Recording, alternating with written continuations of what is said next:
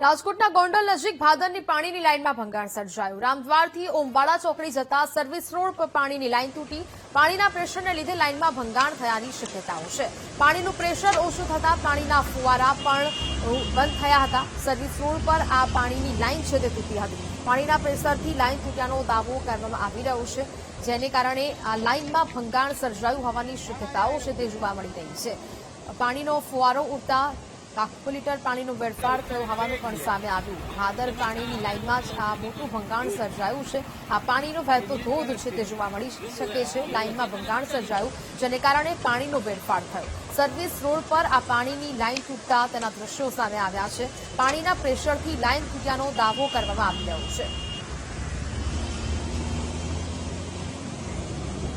इस प्रकार पानी प्रेशर एटलू है कि रस्तो पण बंद करवानी फरज पड़ी होय। भादर पानी लाइन में आ भंगाण सर्जायु है, जेना दृश्यों सामे आवी रह्या छे। संवाददाता ध्रुव फोन लाइन पर जोड़ाया है। ध्रुव, राजकोटना गोंडल नजीक भादरनी आ पानीनी लाइन में भंगाण सर्जायु है, पानीनो वेडफाट पण थई रह्यो छे। शुं कार्यवाही थई रही छे हाल? ચોક્કસથી ગોંડલ નજીક ફરી ભાદરની પાણીની લાઈન છે તે તૂટી ગઈ છે। રામદ્વારથી જે ઉમરાળી જે ચોકડી જતા જે સર્વિસ રોડ પર ભંગાર છે તે સર્જાયું હતું। ભયાનક પ્રવાહને કારણે છે તે ડામર રોડ પણ તૂટી પડ્યો હતો અને પાણીનો વેડફાટ છે તે જોવા મળી રહ્યો હતો।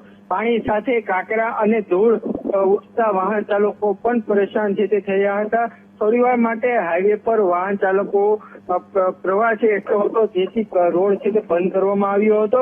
તેથી પાણીના પ્રવાહને લઈને ઘટના છે તે કુવા બંધ કરવા છતાં વાહન ચાલકો પણ છે તે પરેશાન છે તે થયા હતા। હાલ તો અત્યારના જે પાણીની જે લાઈન તૂટી ગઈ છે તે રિપેર કરવાની કાર્યવાહી છે તે હાથ ધરવામાં આવી છે। જી બિલકુલ, જાણકારી બદલ આભાર।